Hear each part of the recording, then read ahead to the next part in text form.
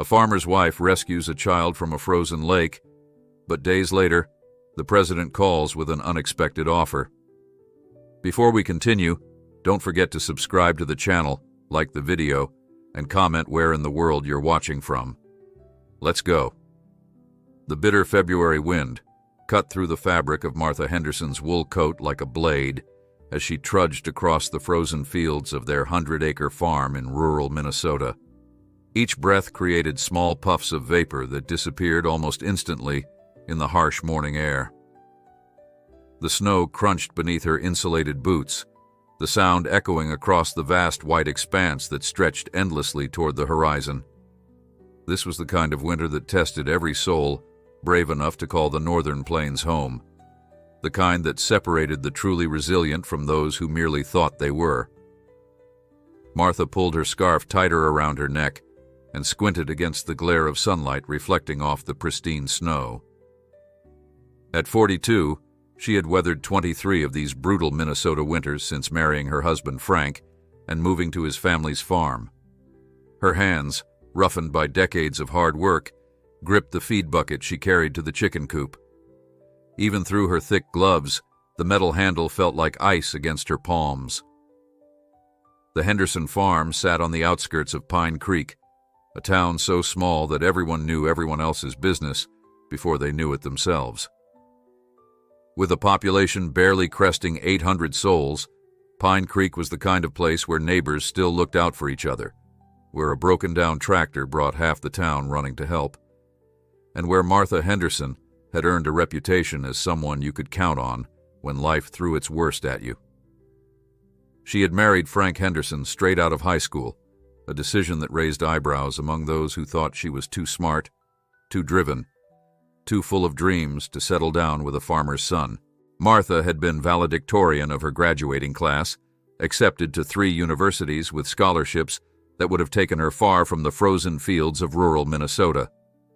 But love had other plans, and Frank Henderson had been impossible to resist with his easy smile, gentle hands, and unwavering devotion. To the land his grandfather had cleared with nothing but determination and a strong back. Their life together had been built on simple foundations: hard work, mutual respect, and a shared belief that the land would provide if you treated it right. They had weathered financial storms that would have broken weaker partnerships, endured 3 miscarriages that nearly shattered Martha's spirit, and celebrated small victories that meant everything in a life measured by seasons rather than stock prices. The chicken coop stood about 50 yards from the main farmhouse, a sturdy structure that Frank had rebuilt from the ground up after a tornado had claimed the original building 5 years ago. Martha could hear the birds rustling inside, their soft clucking a familiar comfort on this frigid morning. She had been caring for these chickens longer than she had been caring for children, a fact that sometimes kept her awake at night, wondering what might have been. As she reached for the coop's latch, a sound carried across the frozen landscape that made her blood run cold. It was faint at first, almost lost in the whisper of wind through the bare branches of the oak trees that lined their property. But Martha had lived on this farm long enough to know the difference between the normal sounds of winter and something that didn't belong. It was crying. A child's cry, high-pitched and desperate, carrying across the frozen fields from the direction of Miller's Pond. Martha dropped the feed bucket, scattering grain across the snow as she turned toward the sound. Miller's Pond sat on the neighboring property, about a quarter mile through the woods that separated the Henderson farm from the Miller place. The pond had been a source of joy for local children during warmer months, a place where kids learned to fish and swim under the watchful eyes of their parents. But in winter, especially during cold snaps like the one that had gripped the region for the past 2 weeks, the pond became something else entirely, a potential death trap disguised as a winter playground. The crying came again, more urgent now, and Martha felt her heart begin to race. Without hesitation, she began running toward the sound, her feet finding purchase on the snow-covered ground through pure muscle memory. She had traveled this path countless times over the years, bringing fresh eggs to the Miller family borrowing tools, or simply visiting with Sarah Miller over coffee and conversation. As she crashed through the thin line of trees that marked the property boundary, Martha could see the pond spread out before her like a sheet of glass. The surface appeared solid, covered with a layer of snow that made it difficult to distinguish where the pond ended and the surrounding field began. But appearances in winter could be deadly deceiving, and Martha knew that the recent temperature fluctuations had made the ice unstable. The crying was coming from the center of the pond, and as Martha's eyes adjusted to the bright reflection of sun on snow, she could see what had happened. A small figure, barely visible against the white expanse, was clinging to the edge of a hole in the ice about 30 feet from the shore. The child must have been walking across what appeared to be solid ice when they broke through into the frigid water below. Martha recognized the bright red winter coat immediately. It belonged to Tommy Brennan, the 7-year-old son of newcomers who had moved to Pine Creek just 6 months ago. His father worked the late shift at the grain elevator, and his mother cleaned houses in town to make ends meet. They were good people, hard-working and honest, but they were city folks who didn't yet understand the deadly respect that winter demanded in rural Minnesota. Without stopping to consider the danger to herself, Martha began moving toward the edge of the pond. She could see that Tommy was weakening, his small arms struggling to maintain their grip on the edge of the ice. The frigid water was sapping his strength with each passing second, and Martha knew that hypothermia could claim a child's life in a matter of minutes under these conditions. She began calling to him as she approached the water's edge, her voice carrying across the frozen expanse with surprising clarity in the cold air. "Tommy, hold on, sweetheart. I'm coming to get you." The little boy's head turned at the sound of her voice, and she could see the terror and hope warring in his small face. Martha quickly assessed the situation with the practiced eye of someone who had lived her entire adult life surrounded by potential dangers. The ice near the shore appeared thicker, probably safe enough to support her weight if she distributed it properly. But getting to Tommy would require venturing onto ice that had already proven unreliable enough to give way under a 7-year-old's slight frame. She looked around desperately for something to help, and her eyes fell on a fallen branch from one of the oak trees. It was about 8 feet long and thick enough to provide support. Working quickly, Martha dragged the branch to the water's edge and began the careful process of making her way onto the ice, using the branch to test each step before committing her full weight. The clock was ticking, and every second counted in what would become the most important rescue of Martha Henderson's life. The ice beneath Martha's feet groaned ominously as she inched forward. The branch held crosswise in front of her to distribute her weight across the frozen surface. Each step was calculated, deliberate, tested with the branch before she dared to put her full weight down. The sound of Tommy's labored breathing and weakening cries spurred her forward, even as every instinct screamed at her to turn back before the ice claimed 2 victims instead of 1. "I'm coming, Tommy," she called out, her voice steady despite the fear coursing through her veins. "Just hold on a little longer. Can you do that for me?" The little boy's response was barely audible, a weak whimper that told Martha his strength was fading fast. She had seen hypothermia before, had watched it claim a neighbor's cattle during a particularly brutal blizzard years ago. She knew the signs, knew that once the body's core temperature dropped below a certain point, there would be no coming back. The hole in the ice was roughly circular, about 4 feet across, with jagged edges where Tommy had likely tried to pull himself out, only to have more ice break away under his weight. The water was dark, almost black against the white of the surrounding ice, and Martha could see that it was deeper than she had hoped. Tommy's red coat was the only splash of color in the monochrome landscape, a beacon that guided her forward step by treacherous step. As she drew closer, Martha could see the exhaustion etched in the child's pale face. His lips had taken on a bluish tinge that made her heart race with urgency. She estimated she was still about 15 feet away when she heard the first ominous crack beneath her feet. The sound shot through the air like a gunshot, and Martha froze instantly, her breath catching in her throat. The ice was warning her, telling her in no uncertain terms that she had pushed as far as it would allow. But Tommy was still too far away for her to reach with the branch, and she could see that his grip on the ice edge was weakening with each passing second. Panic threatened to overwhelm her rational thinking, but Martha Henderson had not survived 23 Minnesota winters by giving in to panic. She forced herself to think, to assess the situation with the same calm determination that had helped her navigate every crisis their farm had faced over the years. The branch in her hands was 8 feet long. If she could somehow extend her reach without putting more weight directly on the failing ice, she might be able to create a bridge for Tommy to grab onto.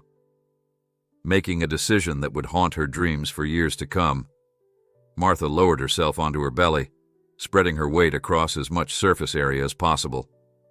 The cold immediately began seeping through her heavy coat, but she ignored the discomfort and began sliding forward on her stomach, pushing the branch ahead of her toward the hole where Tommy struggled to survive.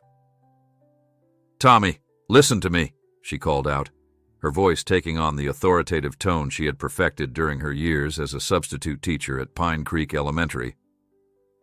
"I need you to grab onto this branch when I get it close enough. Can you let go with one hand and reach for it?"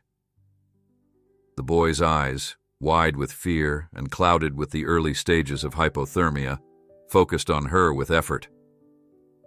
"I'm scared," he whispered, his voice barely carrying across the remaining distance between them. "I can't feel my hands anymore."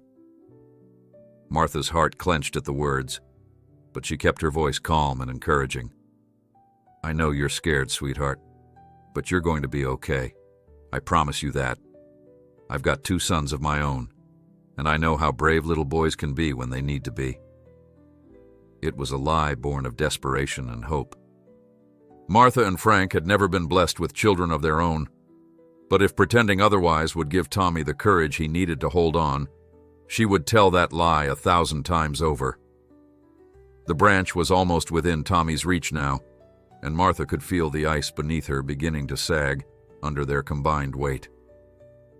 Water was starting to seep up through invisible cracks, soaking through her coat and clothes with shocking intensity. She knew she had only moments before the entire section of ice gave way, sending them both into the freezing water. "Now, Tommy. Grab the branch now." Martha thrust the makeshift rescue tool forward, just as a network of cracks spiderwebbed out from the hole with sounds like breaking glass. Tommy's small hand shot out with surprising speed, fueled by the last reserves of his ebbing strength, and his fingers closed around the oak branch with desperate determination. Martha immediately began pulling backward, using her elbows and knees to propel herself away from the unstable ice while maintaining her grip on the branch. Tommy was heavier than she had expected, waterlogged and weak, but adrenaline lent strength to her arms as she fought to drag him toward safer ground. The ice continued its ominous chorus of cracks and groans, but it held just long enough for Martha to pull Tommy far enough that he could get his chest and stomach up onto the surface. For a terrifying moment, she thought they were both going to break through, but then Tommy managed to roll away from the hole, gasping and shivering violently, but alive. Martha didn't stop moving until they were both well clear of the weakened ice, back on the snowy ground at the pond's edge where the earth was solid beneath their feet. Only then did she allow herself to collapse, her body shaking not just from cold, but from the massive adrenaline dump that followed their narrow escape from disaster. Tommy lay beside her, curled into a ball and shivering so violently that his whole body seemed to convulse. Martha knew they weren't out of danger yet. Hypothermia was still a very real threat, and they were a quarter-mile from the nearest warm building through snow-covered terrain. She forced herself to stand, despite her exhaustion, and began stripping off her own coat. "We need to get you warm and get help," she told Tommy, as she wrapped her heavy winter coat around his small frame. The bitter wind immediately began cutting through her sweater, but she ignored the cold and lifted the boy into her arms. He weighed almost nothing, his small body trembling against her chest as she began the trek back toward civilization. The journey back to the Henderson farmhouse became a blur of determined steps through deep snow, urgent prayers whispered under her breath, and the constant monitoring of Tommy's condition. She could feel his breathing against her neck, shallow but steady, and she talked to him constantly to keep him conscious and alert. "You're going to be fine," she repeated like a mantra. "We're almost there. Just stay with me, Tommy. Your mom and dad are going to be so proud of how brave you were." Whether the words were for his benefit or her own, Martha couldn't say, but they helped propel her forward through snow that seemed to grow deeper with each step. As the farmhouse finally came into view, Martha could see Frank standing on the porch, alerted by the commotion. He was already reaching for his phone, ready to call for help, before she even explained what had happened. In that moment, seeing her husband's familiar figure and knowing that help was within reach, Martha finally allowed herself to believe that they were going to make it through this ordeal. Neither of them could have imagined that this single act of heroism would set in motion a chain of events that would change their lives forever. Frank Henderson's weathered hands were already dialing 911 before Martha reached the porch steps, his years of farm life having taught him to recognize a crisis from a considerable distance. The sight of his wife carrying a small, unconscious child, while soaked through and shivering herself, told him everything he needed to know about the severity of the situation. Without a word, he held the door open wide, ushering them into the blessed warmth of their farmhouse kitchen. "Ambulance and sheriff are on the way," Frank announced, his voice calm but urgent as he ended the call. "How long was he in the water?" Martha gently laid Tommy on the kitchen table, her own hands shaking from a combination of cold and adrenaline as she began checking his vital signs with the practiced efficiency of someone who had dealt with farm emergencies for decades. "Maybe 5 minutes, possibly longer," she replied, pressing her ear to Tommy's chest to listen to his breathing. "He was conscious when I pulled him out, but he's been going in and out since then." Frank was already moving, pulling thick blankets from the linen closet and starting a kettle for hot tea. They had dealt with hypothermia cases before, mostly involving livestock, but the principles remained the same: gradual warming, careful monitoring, and professional medical intervention as soon as possible. Tommy's eyes fluttered open as Martha wrapped him in warm blankets, his small voice barely audible as he whispered, "Where's my mom?" The question hit Martha with unexpected force, reminding her that somewhere in Pine Creek, Ellen Brennan was probably going about her morning routine, completely unaware that her son had nearly died. "We're going to call your mom right now," Martha assured him, smoothing his damp hair back from his forehead. "You're safe now, Tommy. You're going to be just fine." Frank was already looking up the Brennan family's number in the small phone book that contained contact information for every family in Pine Creek. In a town of 800 people, everyone's information was public knowledge, shared freely among neighbors who looked out for each other.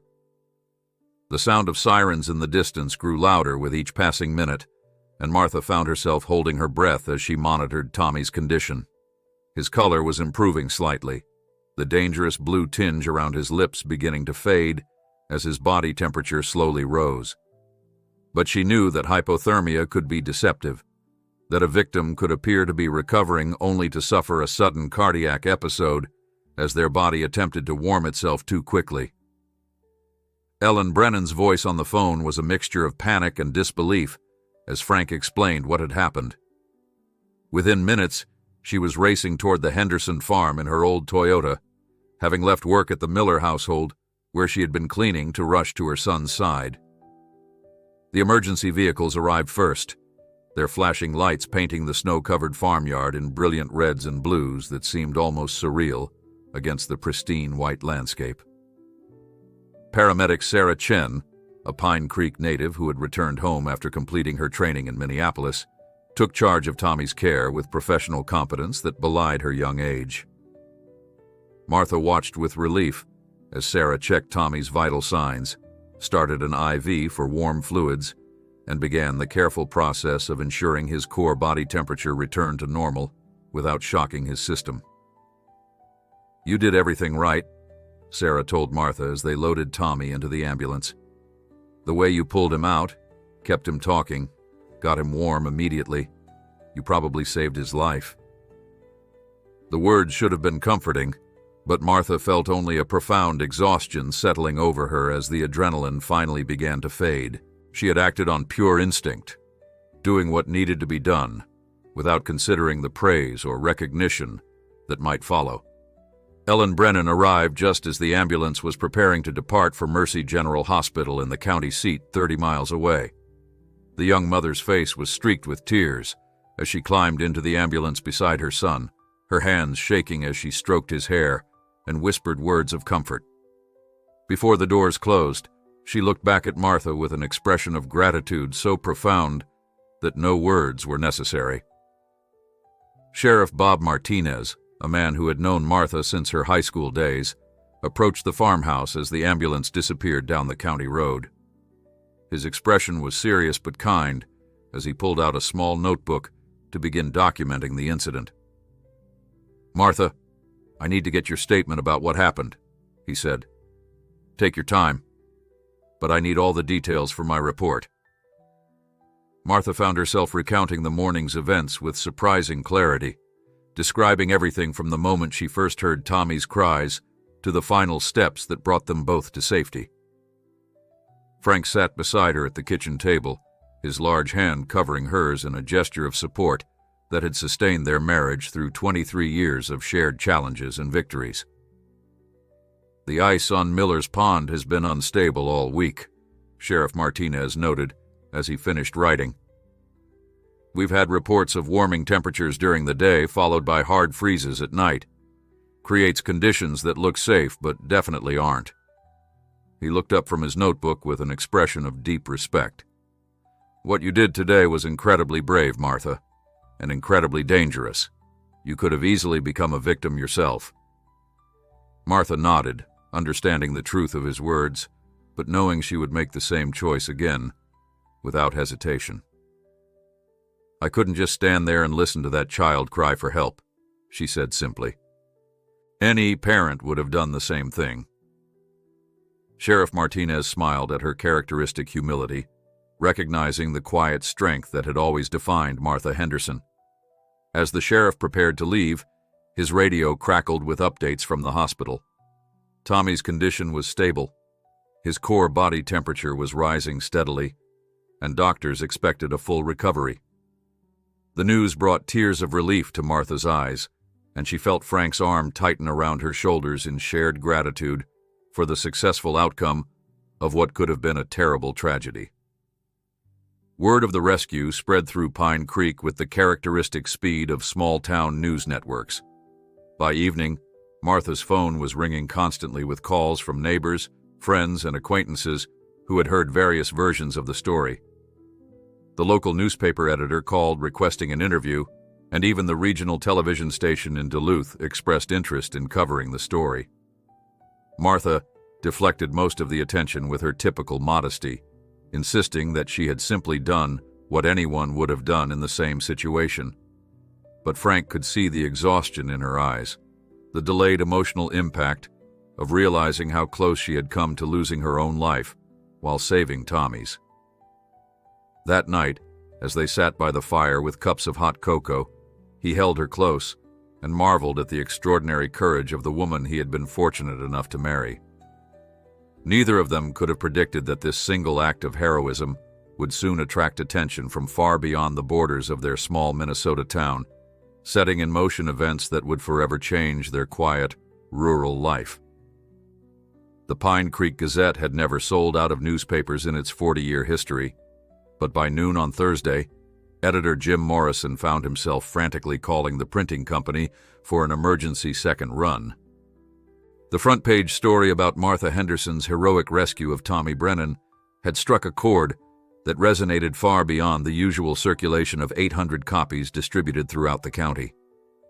Martha sat in her kitchen, staring at the newspaper spread across the table with a mixture of embarrassment and disbelief.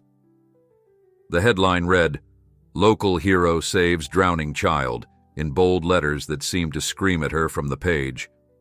Below it was a photograph that Frank had taken the previous summer, showing Martha feeding chickens in the farmyard, her face lit by the golden afternoon sun, and wearing the kind of genuine smile that had first captured his heart 24 years ago. "I don't understand why this is such a big deal," Martha said for the dozenth time that morning, shaking her head at the growing pile of messages Frank had taken from reporters, television producers, and what seemed like half the population of Minnesota. "People help each other all the time. That's what neighbors do." Frank looked up from the notepad where he had been dutifully recording contact information from an increasingly overwhelming number of phone calls. "Martha, honey, you risked your life to save a child you barely knew. In most places, that makes you pretty special." He gestured toward the stack of messages. "Channel 7 out of Minneapolis wants to interview you. So does Channel 11 from Duluth. And someone from something called Good Morning America called about 15 minutes ago." The name meant nothing to Martha, but Frank had grown up in a household where his mother watched morning television religiously, and he understood the significance. Good Morning America was national television, the kind of exposure that transformed ordinary people into household names overnight.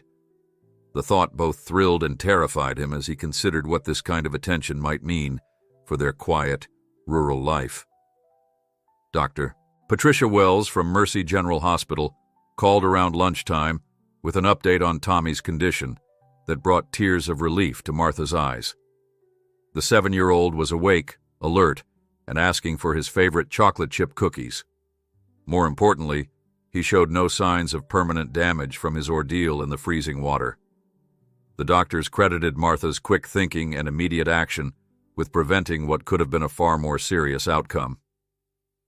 "Mrs. Henderson," Dr. Wells said, her voice warm with professional admiration, "I've been treating hypothermia cases for 15 years, and I want you to know that your response was textbook perfect. You quite literally saved that boy's life."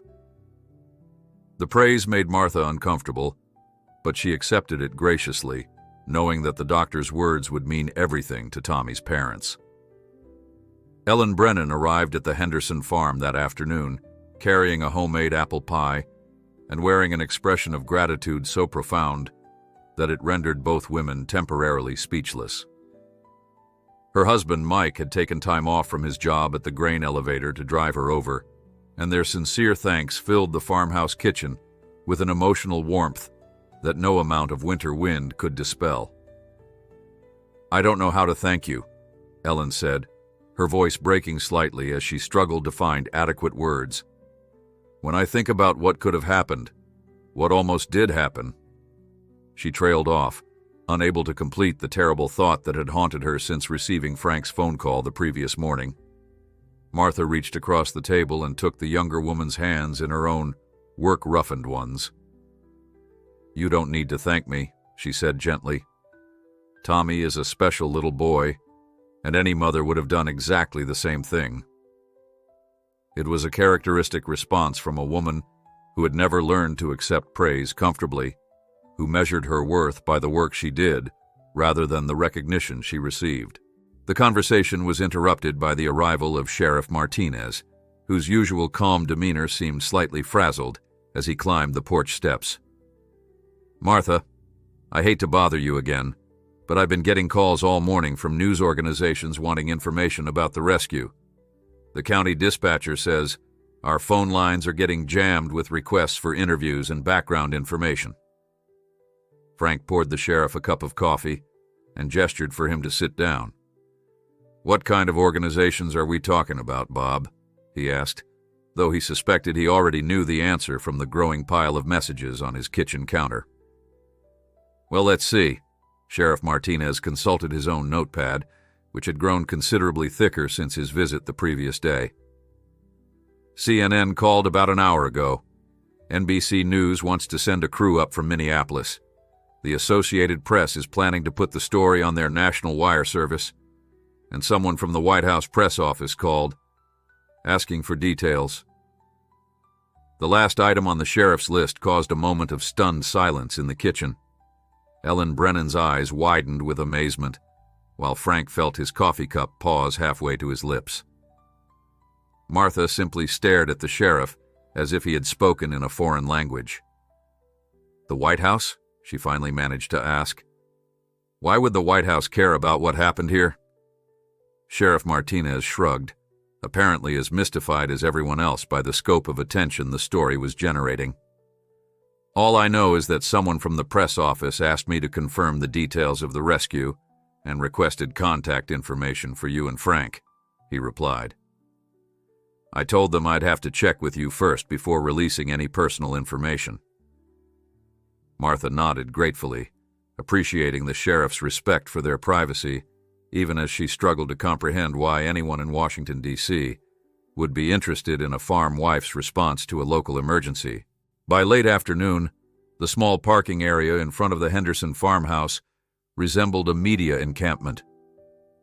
Television trucks with satellite dishes created an incongruous sight against the backdrop of snow-covered fields and rural tranquility. Reporters stamped their feet against the cold, while camera crews tested equipment and sound technicians struggled with wind noise that interfered with their recordings. Martha watched the growing chaos from her kitchen window with increasing bewilderment. The phone rang constantly now, forcing Frank to finally disconnect it just to restore some semblance of peace to their home. The irony was not lost on either of them, that the very act of saving a child's life had somehow thrust them into a situation that felt completely beyond their control. "Maybe we should just talk to one of them," Frank suggested, as they observed a reporter attempting to interview their mailbox in the absence of any actual people to question. "Get it over with so they'll leave us alone." Martha considered the suggestion but found herself reluctant to step into a spotlight she had never sought and certainly didn't feel she deserved. The decision was taken out of their hands when Tommy Brennan himself appeared on the evening news, speaking from his hospital bed with the unfiltered honesty that only children possess. "Mrs. Henderson saved my life," he told the reporter with absolute conviction. "She crawled out on the ice even though it was really dangerous, and she pulled me out of the water. She's a hero." The simple testimony from a 7-year-old boy carried more weight than any amount of adult analysis or expert commentary. By the time the story aired on the national evening news, Martha Henderson had become the face of everyday heroism, a symbol of the selfless courage that still existed in small-town America. Neither she nor Frank could have imagined that this newfound fame would soon attract the attention of the most powerful person in the country. The morning of the third day after the rescue dawned gray and bitter, with a wind that cut through even the heaviest winter clothing like a knife through butter. Martha stood at her kitchen window, watching the media circus that had transformed her peaceful farmyard into something resembling a carnival midway. Television trucks lined their gravel driveway, their generators humming constantly to power the equipment that kept the reporters warm while they waited for any glimpse of the woman they had dubbed the Angel of Pine Creek. Frank emerged from the barn where he had been hiding for the better part of 2 hours, ostensibly checking on their livestock, but really just seeking refuge from the chaos that had engulfed their formerly quiet life. His face was grim as he navigated through the crowd of journalists who immediately surrounded him with microphones and cameras, shouting questions about Martha's state of mind, their marriage, and their plans for handling their newfound fame. "No comment," Frank repeated like a mantra as he pushed through the crowd toward his own front door. The absurdity of the situation was not lost on him. A man who couldn't enter his own home without running a gauntlet of reporters asking about his wife's heroic actions. He had lived his entire life in rural Minnesota, where the most exciting news usually involved crop prices or high school football scores, and the current media attention felt like an invasion from another planet. Inside the house, Martha sat at the kitchen table surrounded by towers of mail that had begun arriving the previous day. Letters from across the country, many containing small donations or gifts, poured praise on her actions and shared stories of similar acts of courage that had touched the writers' lives. A package from a group of elementary school children in Portland contained dozens of hand-drawn pictures showing Martha pulling Tommy from the icy water, their crayon depictions somehow capturing the drama and emotion of the moment better than any professional photograph. "Listen to this one," Martha said as Frank finally made it through the door, selecting a letter from the pile with particular care. "It's from a woman in Texas whose own son was saved from drowning by a stranger 10 years ago. She says watching Tommy's interview on the news brought back all those feelings of gratitude she felt toward the man who saved her boy." Martha's voice cracked slightly as she read, the emotional weight of connecting with other parents who had faced similar terror beginning to overwhelm her characteristic composure. Frank poured himself a cup of coffee and sat beside his wife, noting the exhaustion around her eyes and the way her hands trembled slightly as she handled the letters. The attention that had seemed merely overwhelming 2 days ago was beginning to exact a genuine toll on both of them. Neither had slept well since the rescue, and the constant pressure of knowing that dozens of people were camped outside their home, waiting for any opportunity to intrude, had created a level of stress they had never experienced. The phone rang at precisely 10 o'clock, cutting through the relative quiet of their kitchen like an alarm. Frank had reconnected it that morning after Sheriff Martinez warned them that important calls might be coming through official channels. He answered cautiously, expecting another reporter or television producer seeking an interview. "Mr. Henderson? This is James Morrison from the White House Office of Public Engagement." The voice was crisp, professional, and carried an authority that made Frank immediately straighten in his chair. "I'm calling to speak with you and your wife about a matter of considerable importance to the President of the United States." Frank's hand tightened on the phone receiver as he gestured frantically for Martha's attention. She looked up from her letters, immediately recognizing the expression of shock on her husband's face. "Just a moment, please," Frank managed to say, his voice hoarse with surprise. He covered the phone with his hand and whispered, "Martha, it's someone from the White House. They want to talk to both of us." Martha felt the blood drain from her face as she moved to Frank's side, leaning close to the phone so she could hear the conversation. The idea that the President of the United States might have any interest in her actions seemed so far-fetched that she wondered if this might be some elaborate prank orchestrated by the media circus outside their door. "Mr. and Mrs. Henderson," James Morrison continued, his tone warm but unmistakably official. "President Williams has been following the story of your wife's heroic rescue of young Tommy Brennan. He was particularly moved by the child's television interview and the accounts of Mrs. Henderson's selfless actions. The President would like to personally recognize her courage and would be honored if you would both consider visiting Washington, D.C. as his guests." The kitchen seemed to spin around Martha as the words sank in. An invitation to the White House was something that happened to other people, to celebrities and politicians and individuals who moved in circles so far removed from rural Minnesota that they might as well exist on another planet. The idea that a farmer's wife, who had simply done what needed to be done, could attract the attention of the most powerful person in the world was beyond her comprehension. "I'm sorry," Frank said, finding his voice after several seconds of stunned silence. "Did you say the President wants to meet my wife?" Morrison's gentle laughter carried clearly over the phone line, and Martha could hear the genuine warmth in his response. "Indeed I did, Mr. Henderson. President Williams believes that Mrs. Henderson's actions represent the very best of American values: selflessness, courage, and the willingness to risk one's own safety to help others. He would like to honor her service to her community and her country." Morrison paused, allowing the magnitude of his words to settle before continuing. "Would you be available to travel to Washington next Friday for a ceremony in the Rose Garden?" Martha sank into a chair, her legs suddenly unable to support her weight as the reality of the invitation began to register. Frank looked at his wife with an expression that mixed pride, amazement, and concern for how she was handling this latest development in their increasingly surreal situation. "We would need to discuss this," Frank said carefully. his natural caution asserting itself even in the face of such an extraordinary opportunity. "This is all very sudden, and Martha has been under a lot of stress since the rescue." Morrison's response was immediate and understanding. "Of course, and please take all the time you need to consider the invitation. I should mention that the President would also like young Tommy Brennan and his family to be present for the ceremony, assuming his doctors clear him for travel. The White House medical staff would be available to ensure his comfort and safety throughout the visit." Morrison provided his direct phone number and assured them that all arrangements would be handled by the White House staff if they decided to accept. After hanging up, Martha and Frank sat in their kitchen in complete silence, the magnitude of what had just occurred slowly sinking in.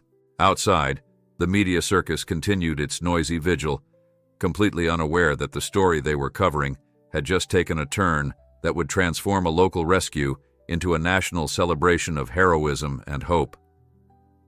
"The President of the United States wants to meet me," Martha whispered, her voice filled with wonder and disbelief.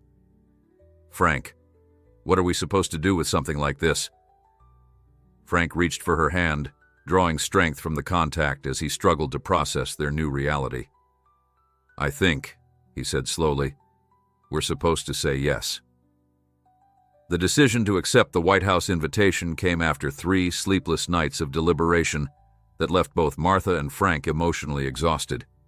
They had never traveled beyond the borders of Minnesota, except for their honeymoon trip to Wisconsin 23 years earlier, and the prospect of flying to Washington, D.C. to meet the President seemed as daunting as it was surreal. But Dr. Wells had called to confirm that Tommy was cleared for travel, and Ellen Brennan's tearful phone call expressing her family's excitement about the opportunity finally sealed their decision.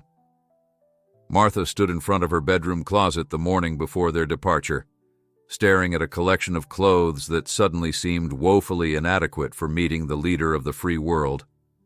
Her best dress was a navy blue outfit she had worn to her nephew's wedding 3 years ago, and her most formal shoes were a pair of low heels that she reserved for church services and special occasions. Frank found her there, paralyzed by the overwhelming realization that nothing in her wardrobe seemed appropriate for the Rose Garden ceremony. "What am I supposed to wear to meet the President?" she asked, her voice carrying a note of panic that Frank had rarely heard in their decades of marriage. "I'm a farm wife from Minnesota. I don't own the kind of clothes that people wear to the White House." Frank wrapped his arms around her from behind, studying their reflection in the dresser mirror and marveling at how their simple life had been turned upside down by a single act of courage. "You're going to wear exactly what you are," he said gently. "A good woman who saved a child's life." The President didn't invite Martha Henderson, the fashion model. He invited Martha Henderson, the hero. His words provided some comfort, but Martha still found herself wishing she had paid more attention to the clothing worn by the people she occasionally saw on television news programs. The White House had arranged for a private jet to transport both families from the small regional airport 40 miles from Pine Creek, a detail that Martha discovered only when Sheriff Martinez arrived to escort them to the airfield. She had assumed they would be flying on a commercial airline, perhaps in first class if they were fortunate, but the sleek aircraft waiting on the tarmac looked like something she had only seen in movies about wealthy business executives or government officials. Tommy Brennan was waiting inside the plane with his parents, his face glowing with excitement as he pressed his nose against one of the large windows. The 7-year-old had recovered completely from his ordeal in the frozen pond, showing no lasting effects from his brush with hypothermia. If anything, the experience seemed to have matured him slightly, lending a thoughtful quality to his usual childhood exuberance that his parents found both touching and slightly heartbreaking. "Mrs. Henderson," Tommy called out as Martha climbed aboard the aircraft, launching himself from his seat to wrap his small arms around her waist in an enthusiastic hug. "We're going to see the President. My mom says he lives in a really big white house with lots of rooms and gardens." Martha knelt to Tommy's eye level, smoothing his carefully combed hair, and marveling at the resilience of children who could bounce back from trauma with an ease that adults could only envy. "That's right, sweetheart," she replied, her own nervousness momentarily forgotten in the face of his infectious enthusiasm. "And you're going to be the most important person there, because none of this would be happening if you hadn't been so brave." Tommy beamed at the praise, though Martha suspected he didn't fully understand the magnitude of the events that his rescue had set in motion. The flight to Washington took less than 3 hours, but it felt like a journey to another world as Martha watched the agricultural landscape of the Midwest gradually give way to the urban sprawl of the nation's capital. She had seen the famous landmarks in photographs and on television, but experiencing them from the air while approaching Reagan National Airport created a sense of awe that left her temporarily speechless. A small motorcade waited on the tarmac when they landed, complete with Secret Service agents who approached their plane with the kind of professional courtesy that made Martha feel simultaneously important and slightly intimidated. Agent Patricia Collins, a woman about Martha's age with kind eyes and a reassuring smile, introduced herself as their liaison for the duration of their visit. "Mrs. Henderson, it's an honor to meet you," Agent Collins said as they transferred to the waiting vehicles. "The President is very much looking forward to tomorrow's ceremony, and I want to assure you that we've arranged everything to make your visit as comfortable as possible." Martha found herself grateful for the agent's warm demeanor, which helped ease some of the anxiety that had been building since they left Minnesota. The hotel selected for their stay was elegant, beyond anything Martha had experienced, with marble floors, crystal chandeliers, and furnishings that probably cost more than most families in Pine Creek earned in a year. Their suite overlooked the Potomac River and provided a clear view of the Washington Monument, its white obelisk pointing skyward like a stone finger reaching toward heaven.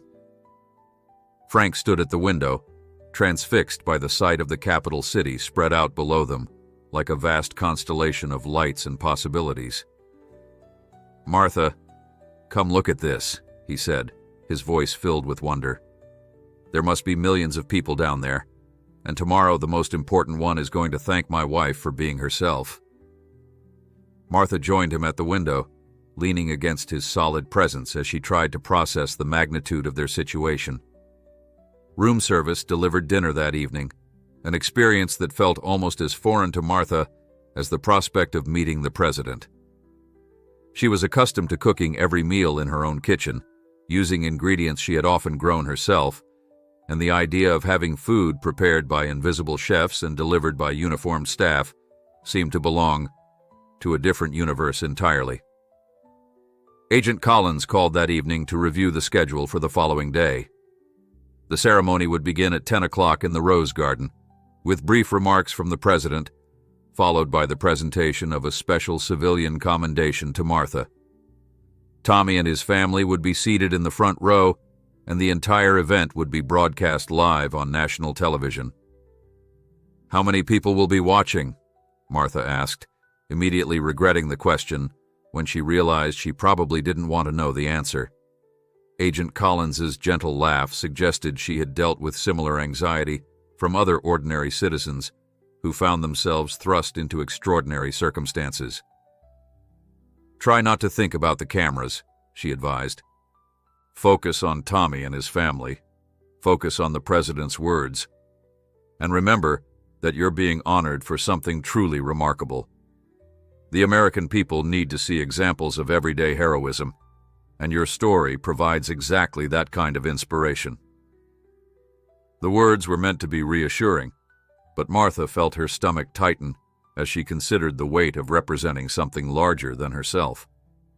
That night, as she lay in a bed far more luxurious than any she had ever experienced, Martha stared at the ceiling and wondered how a simple act of human decency had escalated into a national event.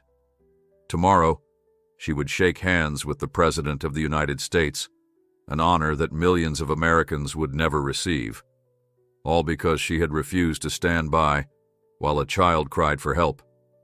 Sleep finally came just before dawn, filled with dreams of frozen ponds and rose gardens, of small boys in red coats and powerful men in dark suits, all somehow connected by the invisible threads that bind ordinary moments to extraordinary consequences.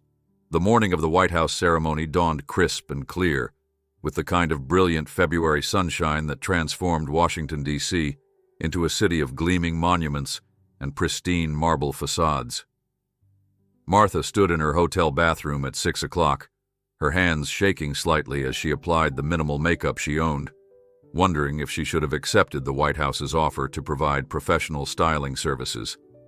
She had declined out of a combination of pride and discomfort with the idea of being made over for television cameras. But now she questioned whether her natural appearance would be adequate for such a momentous occasion. Frank emerged from the shower, his face showing the same mixture of excitement and nervousness that had characterized both of them since accepting the invitation. He struggled with the tie that Agent Collins had helped him select the previous evening, a simple blue silk that complemented his best suit. Neither of them had anticipated that meeting the president would require such attention to wardrobe details, and they felt like actors preparing for roles they had never auditioned for. "Do I look like someone who belongs at the White House?" Martha asked, smoothing the fabric of her navy dress and checking her appearance in the mirror one final time. Frank paused in his battle with the necktie to study his wife's reflection, seeing not the anxiety that troubled her but the quiet dignity that had first attracted him to her decades ago. "You look like Martha Henderson," he said simply, "and that's exactly who the president wants to meet." His words carried the weight of 23 years of marriage, of countless mornings when they had prepared for farm work rather than formal ceremonies, of a partnership built on mutual respect and unshakable love. Martha felt some of her nervousness ease as she absorbed his steady confidence. The motorcade arrived at precisely 8 o'clock, with Agent Collins offering a reassuring smile as she reviewed the morning's schedule one final time. Tommy Brennan was already in one of the vehicles with his parents, his face pressed against the window as he watched the steady stream of official cars and security personnel that seemed to be an integral part of Washington life. His excitement was infectious, and Martha found herself smiling genuinely for the first time that morning as she watched his animated commentary on everything he observed. The approach to the White House through the Southwest Gate felt surreal, like entering a movie set or a historical recreation, rather than an actual place where real people lived and worked. Martha had seen the iconic building countless times in photographs and on television, but experiencing its imposing presence firsthand created a sense of awe that left her temporarily speechless. The perfectly manicured grounds, the uniformed guards, the sense of history contained within those famous walls, all combined to create an atmosphere of power and tradition that was almost overwhelming. Agent Collins escorted them through a series of security checkpoints and corridors lined with portraits of former presidents, each face seeming to observe their passage with expressions ranging from benevolent to stern. Martha found herself walking more carefully, as if her ordinary footsteps might somehow disturb the ghosts of history that seemed to inhabit every corner of the building. "The president is running slightly ahead of schedule this morning," Agent Collins informed them as they reached a small reception room adjacent to the Oval Office. "He's very much looking forward to meeting both families and hearing more about the rescue directly from Mrs. Henderson." The casual way she spoke about the president's schedule made Martha realize that for the White House staff, this was simply another day at work, another ceremony in an endless series of official events. Tommy's parents, Mike and Ellen Brennan, sat nervously on an elegant sofa, their son between them as he peppered Agent Collins with questions about the White House, the president's family, and whether they had any pets living in the building. His innocent curiosity provided a welcome distraction from the formal atmosphere, and Martha found herself relaxing slightly as she listened to his enthusiastic interrogation of their patient guide. At precisely 9:45, a door opened, and President Robert Williams entered the reception room with the kind of confident stride that Martha had seen on television, but found surprisingly more imposing in person. He was taller than she had expected, with silver hair and intelligent eyes that immediately focused on her, with an intensity that was both flattering and slightly intimidating. "Mrs. Henderson," the president said, extending his hand with a warmth that seemed genuine rather than merely politic. "It is truly an honor to meet you. Your actions at Miller's Pond represent the very best of American character, and I wanted to personally thank you for your courage." Martha found her hand engulfed in his firm grip, and she was surprised to discover that the most powerful person in the world possessed the kind of calloused palms that suggested familiarity with physical work. "Mr. President," Martha managed to reply, her voice steadier than she had expected. "I'm honored to be here, but I still don't understand why what I did was so special. Any parent would have done the same thing." The president's smile at her response seemed particularly genuine, as if her humility confirmed something he had hoped to find. President Williams knelt to Tommy's eye level, engaging the 7-year-old in a conversation that displayed both political skill and authentic interest in the child's recovery. Tommy responded with the kind of unfiltered honesty that only children possess, describing his experience in the frozen pond with vivid detail that made the adults in the room relive the terror and drama of that morning. "Mrs. Henderson saved my life," Tommy concluded his narrative with absolute conviction. "She crawled out on the dangerous ice even though she could have fallen in too, and she pulled me out of the water. She's the bravest person I know." The president listened with complete attention, nodding seriously as if receiving a briefing on matters of national security. As they prepared to move to the Rose Garden for the formal ceremony, President Williams drew Martha aside for a brief private conversation. "Mrs. Henderson, I want you to know that your story has touched people across the country," he said, his voice dropping to a more personal tone. "In an age when we often focus on what divides us, your actions remind us of what unites us as Americans. The willingness to help others, to put their welfare above our own safety. That's what built this nation." Martha felt tears prick at her eyes as she absorbed the weight of his words. "I just did what felt right," she said quietly. "I couldn't stand there and listen to that child cry for help." The president nodded, his expression reflecting both understanding and something else that Martha couldn't quite identify. That instinct to help, that refusal to stand by when others need assistance. "That's exactly what we need more of in this country," he replied. "Which brings me to something I'd like to discuss with you after the ceremony. I have a proposition that I think might interest you, an opportunity to make a difference on a much larger scale." Before Martha could ask what he meant, Agent Collins appeared to escort them to the Rose Garden, where a crowd of invited guests, media representatives, and White House staff had gathered for the ceremony. As they walked toward the podium where the president would soon present her with a civilian commendation, Martha wondered what kind of proposition the most powerful person in America could possibly want to discuss with a farm wife from rural Minnesota. The Rose Garden in February was a study in elegant dormancy, its famous flower beds covered with a light dusting of snow that sparkled like diamonds in the morning sunlight. Martha had imagined this space filled with the vibrant blooms that gave it its name, but the winter landscape possessed its own stark beauty that seemed somehow appropriate for a ceremony honoring actions taken on a frozen Minnesota pond. Approximately 200 guests had gathered on the carefully arranged seating, their faces turned expectantly toward the podium where President Williams would soon speak.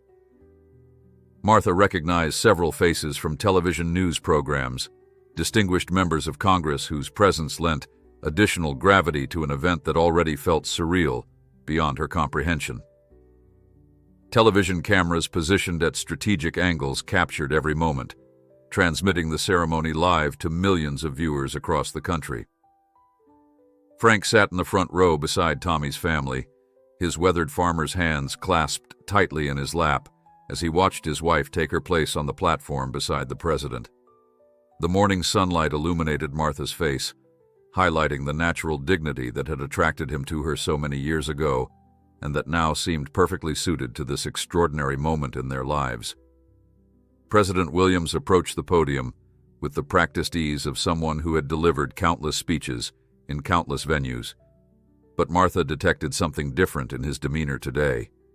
His usual political polish seemed replaced by genuine emotion as he began to speak, his voice carrying clearly across the assembled crowd and into the cameras that would broadcast his words to a waiting nation.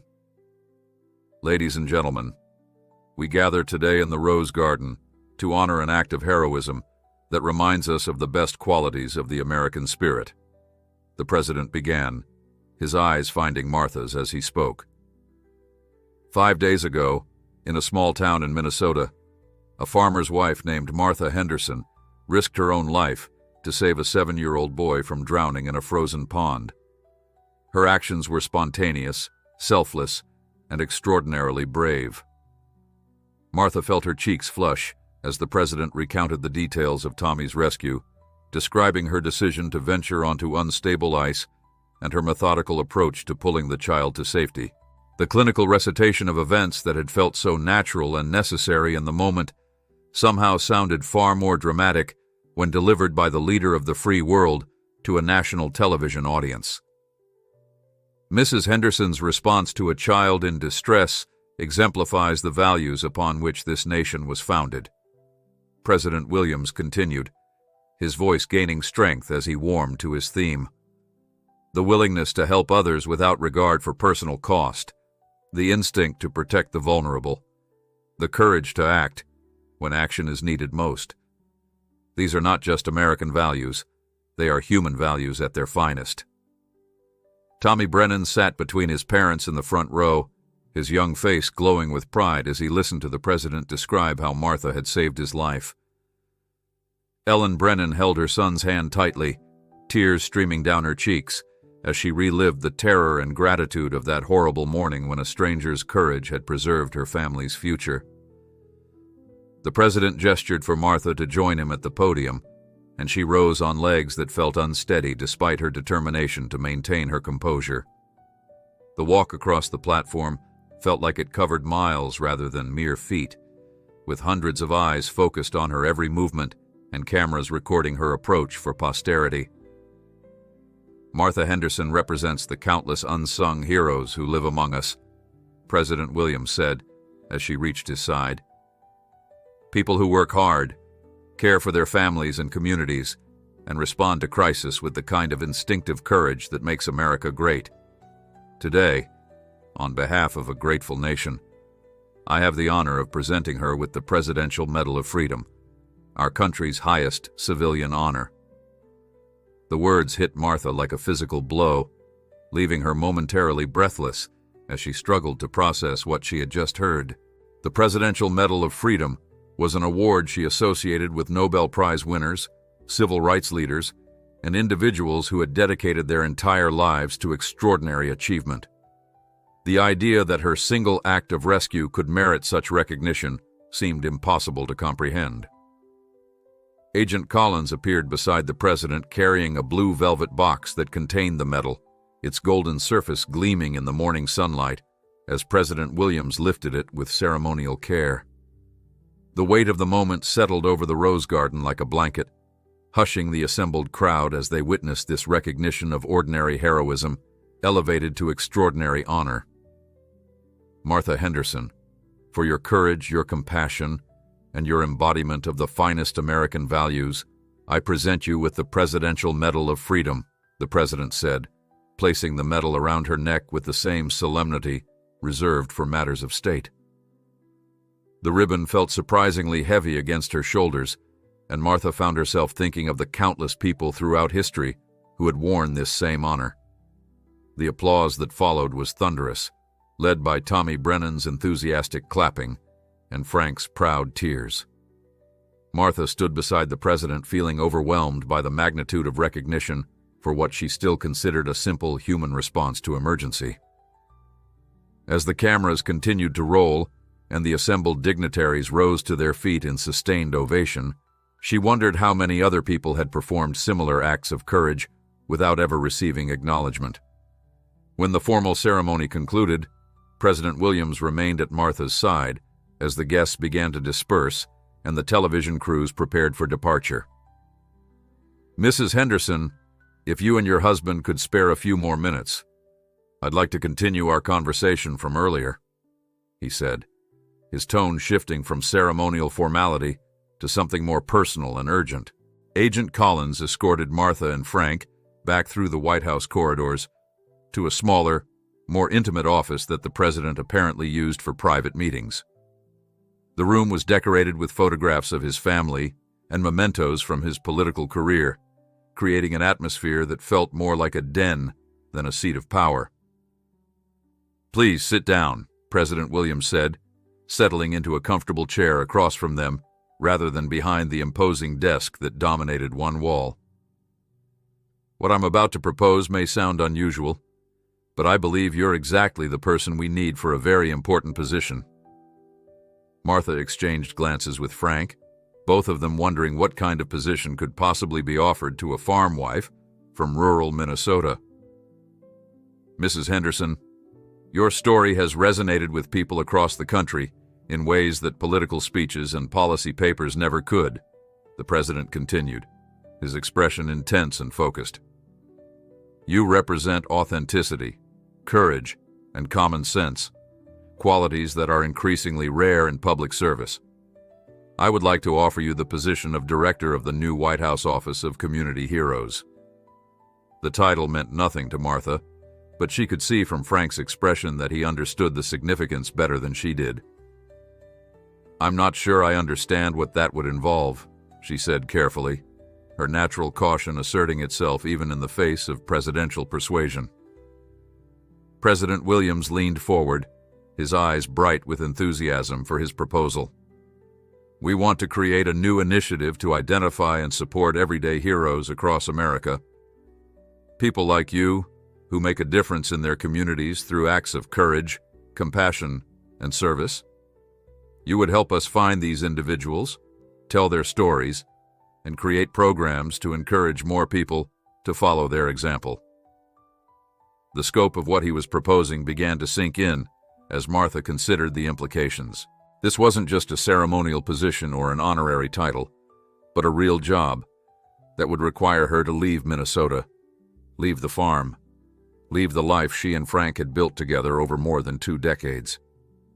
The silence that followed President Williams's offer stretched across the small office like a held breath, broken only by the distant sound of helicopters departing from the White House lawn and the muffled voices of staff members in the corridor outside. Martha felt as if the world had tilted on its axis, presenting her with a future she had never imagined and could barely comprehend. Frank reached for her hand, his calloused fingers intertwining with hers in a gesture of support that had sustained them through countless decisions over the years, though none as momentous as this. "Mr. President," Frank said slowly, his voice carrying the careful thoughtfulness that characterized his approach to all major decisions, "this is an incredible honor, but Martha and I need to understand exactly what you're asking of us. We've never lived anywhere but Minnesota. We've never worked anywhere but our farm." His words carried no defensiveness, only the honest acknowledgement of their limited experience with the larger world beyond Pine Creek. President Williams nodded with understanding, his expression reflecting genuine respect for their need to process such an unexpected proposition. "Of course, and I want you to know that we've given this considerable thought. The position would be based here in Washington, but it would involve extensive travel throughout the country. You would be identifying heroes in small towns and big cities, rural communities and urban centers. Your background gives you credibility that no career politician or Washington insider could ever possess."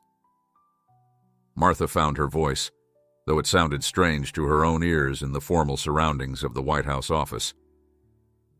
"What makes you think I'm qualified for something like this? I've never worked in government. I don't know anything about politics or public service beyond what I see on the evening news." Her honesty was characteristic, the same straightforward approach that had defined her response to every challenge in her life. "That's exactly why you're perfect for this position," the president replied, his enthusiasm evident as he leaned forward in his chair. You're not a politician, Mrs. Henderson. You're a real person who did something extraordinary for no other reason than because it was the right thing to do.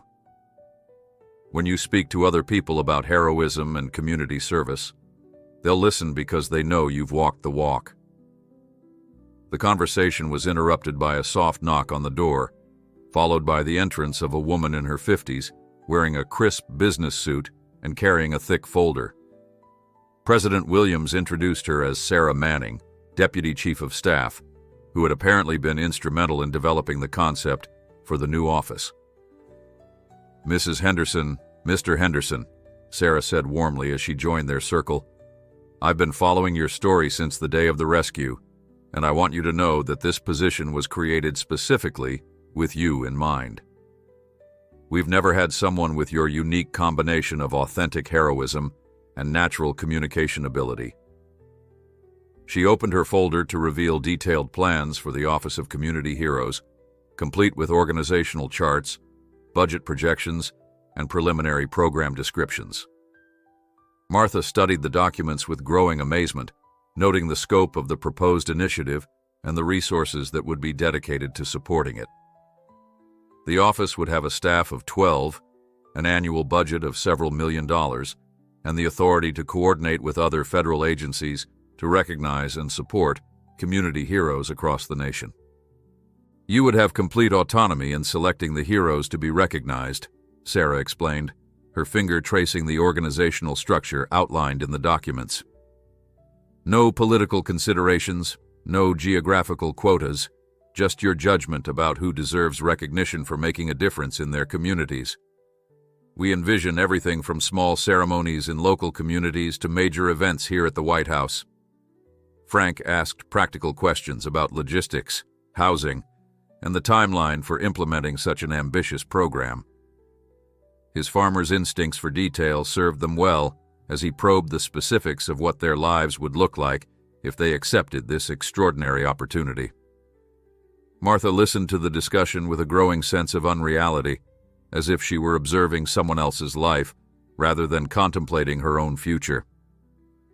"What about our farm?" Martha asked, voicing the concern that had been growing in her mind since the president first made his offer. "We have livestock, crops to plant in the spring, responsibilities to our community. We can't just walk away from 23 years of building something together." Her voice carried a note of pain as she considered abandoning the life they had worked so hard to create. President Williams and Sarah exchanged glances, and the Deputy Chief of Staff consulted her notes before responding. "We've actually given that considerable thought as well. The position would include a substantial salary that would allow you to hire farm managers to maintain your operation in Minnesota. You could return home regularly, and there's no reason the farm couldn't continue to thrive under professional management." The practical solutions they had developed impressed Martha with their thoroughness, but she sensed that Frank was struggling with the same emotional conflict that troubled her own heart. Their farm wasn't just a business or a source of income. It was the foundation of their identity, the place where they had built their marriage and planned to spend the rest of their lives. "How long would we have to decide?" Frank asked, his voice reflecting the weight of consideration such a decision required. "This isn't the kind of choice we can make in an afternoon." President Williams smiled at the response, clearly expecting and respecting their need for time to process the magnitude of what they were being offered. "Take all the time you need," he said. "Obviously, we're eager to move forward with this initiative, but we want you to be completely comfortable with your decision. I would rather wait for the right person than rush into this with someone who wasn't fully committed."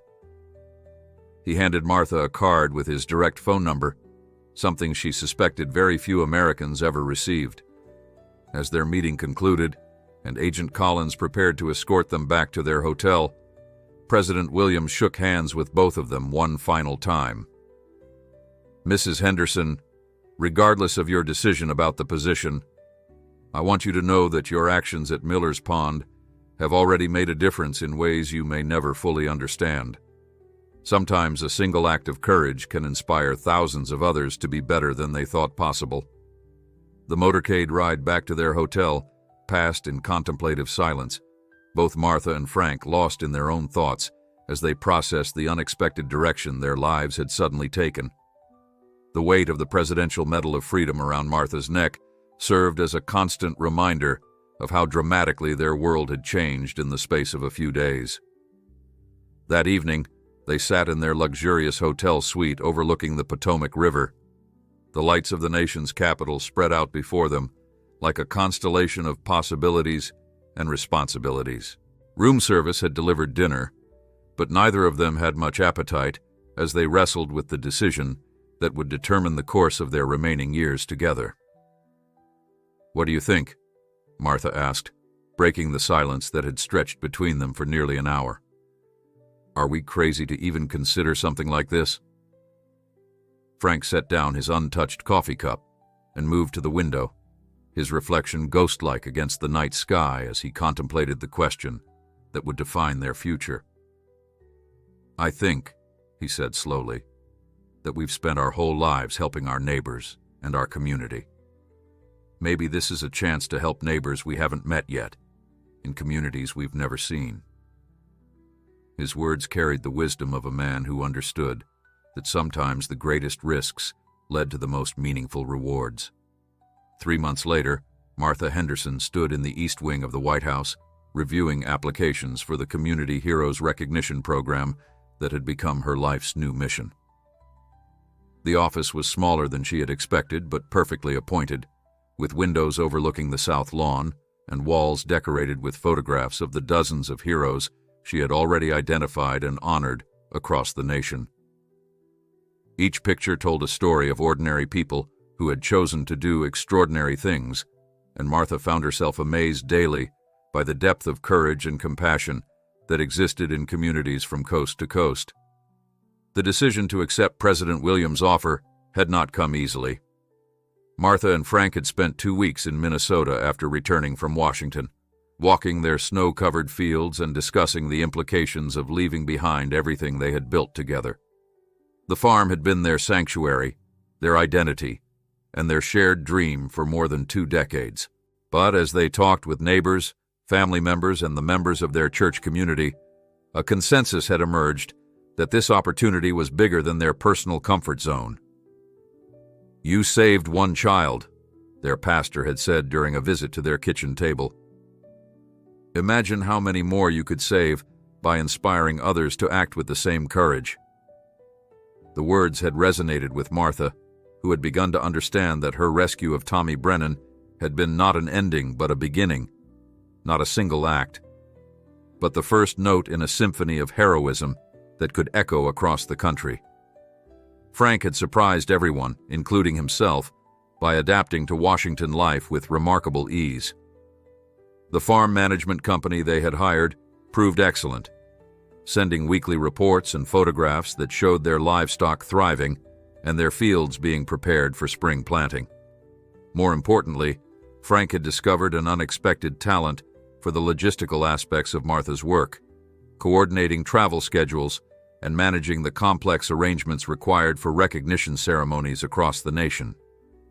Their first major success had been identifying Maria Santos, a school custodian in Phoenix, who had started an after-school tutoring program in her garage that eventually grew into a full-scale community center serving hundreds of low-income children. Martha had found Maria through a letter from one of the children's mothers, and the ceremony honoring her work had drawn national attention to the power of grassroots education initiatives. The second hero they recognized was Robert Chen, a retired mechanic in rural Georgia who had spent his own money converting an abandoned gas station into a free automotive repair shop for single mothers and elderly residents who couldn't afford commercial garage fees. His story had inspired similar initiatives in 17 other states, creating a network of volunteer mechanics that served thousands of families. But it was the story of 10-year-old Jessica Murphy from Oregon that had truly captured the nation's imagination and validated everything President Williams had hoped to achieve with the program. Jessica had organized her entire elementary school to collect and donate winter coats for homeless children, personally delivering more than 3,000 jackets over 2 years. When Martha presented her with a special Youth Recognition Award in the Rose Garden, the ceremony had been watched by 12 million viewers and generated coat drives in schools across the country. Martha's phone rang, interrupting her review of the latest batch of hero nominations. The caller ID showed a number she recognized immediately, and her face lit up as she answered. "Hello, Tommy," she said warmly, settling back in her chair for what had become a weekly tradition. "Mrs. Henderson?" Tommy Brennan's voice carried clearly from Minnesota, where he was now 8 years old and thriving in second grade. "Guess what happened at school today?" His enthusiasm was infectious, and Martha found herself smiling as she prepared to hear his latest adventure. These weekly calls had become one of the highlights of her new life, maintaining her connection to the child whose rescue had changed everything. "Tell me everything," Martha replied, just as she had done for every call since they had moved to Washington. Tommy launched into an animated description of a presentation he had given to his class about water safety, complete with drawings of ice rescue techniques and a demonstration using his toy figures. His teacher had been so impressed that she had invited the local fire department to give a full safety presentation to the entire school. "And Mrs. Henderson," Tommy continued, his voice taking on the serious tone he used for important announcements, "I told everyone about how you saved me and how you're helping the president find more heroes. My friend Sarah wants to nominate her grandmother, who makes sandwiches for homeless people every weekend." Martha felt tears prick at her eyes as she listened to this 8-year-old boy understanding the ripple effects of heroism in ways that many adults never grasped. After ending the call with Tommy, Martha returned to her applications with renewed energy. Each nomination represented someone who had chosen to make their community better, often at personal sacrifice and always without expectation of recognition. A teacher in Detroit who had mortgaged her house to keep an after-school program running. A farmer in Iowa who had donated an entire season's corn harvest to feed families affected by a plant closure. A teenager in Florida who had organized beach cleanups that had removed more than 50 tons of debris from endangered turtle nesting areas. Frank appeared in her doorway, carrying 2 cups of coffee and wearing the expression of barely contained excitement that she had learned to recognize over their months in Washington. "You need to see this," he said, handing her a tablet displaying a news article from the Pine Creek Gazette. The headline read, "Local Woman's White House Work Inspires Community Heroes Program in Pine Creek." Martha read with growing amazement about how her old community had started its own hero recognition initiative, identifying and celebrating acts of service and courage in their own area. The program had already recognized 12 local heroes, from Sarah Miller, who had organized a neighborhood watch program to prevent farm equipment theft, to elderly Harold Peterson, who had spent his retirement teaching free computer classes at the library. "They're doing it themselves now," Frank observed, his voice filled with pride and wonder. "You didn't just inspire heroes in big cities and faraway places. You inspired the people back home to see the heroism that was already there." Martha felt a profound sense of completion as she absorbed this news, understanding that the true measure of success for any program lay in its ability to become self-sustaining and self-replicating. A knock on her office door interrupted her thoughts, and President Williams entered with the kind of unannounced visit that had become routine over their months of working together. "Martha, I wanted to personally thank you for the quarterly report," he said, settling into the chair across from her desk. 147 heroes recognized, 32 copycat programs started in other communities, and a 78% increase in volunteer applications for community service organizations nationwide. The statistics were impressive, but Martha knew the real impact couldn't be measured in numbers alone. It was measured in the thousands of children who were being tutored by volunteers inspired by Maria Santos's example, in the elderly people whose cars were being repaired for free by mechanics following Robert Chen's model, in the homeless individuals staying warm because of coat drives sparked by Jessica Murphy's initiative. "Mr. President," Martha said, looking out her window toward the South Lawn where she had first received the Presidential Medal of Freedom. "When I pulled Tommy Brennan out of that frozen pond, I thought I was just saving one little boy. I never imagined that it would lead to this." She gestured toward the walls covered with photographs of heroes, toward the applications representing hundreds more waiting to be recognized. President Williams smiled, his expression reflecting the satisfaction of a leader who had successfully identified and empowered the right person for an important mission. "That's exactly why this program works, Martha. You didn't set out to become a national leader or a symbol of heroism. You just saw someone who needed help, and you helped them. That authenticity, that genuine commitment to doing the right thing, that's what inspires other people to be their best selves." As evening fell over Washington, D.C., Martha walked through the White House corridors toward the exit, where Frank waited to drive them home to their temporary apartment. Tomorrow would bring new hero nominations to review, new ceremonies to plan, new opportunities to shine light on the extraordinary acts of ordinary people that happened every day across America. But tonight, she would call Tommy Brennan one more time, just to hear his voice and remember that sometimes the most important thing you can do is simply refuse to walk away when someone needs help. Everything else, all the recognition and responsibility that had followed, was just the inevitable result of choosing to be the kind of person who acts when action is needed most. In her purse, Martha carried a letter that had arrived that morning from a teacher in Alaska who wanted to nominate a student who had organized winter clothing drives for rural communities. The letter began with a simple sentence that captured everything Martha had learned about the power of heroism to multiply itself. "After seeing your story on the news, my student realized that anyone can be a hero if they just choose to help."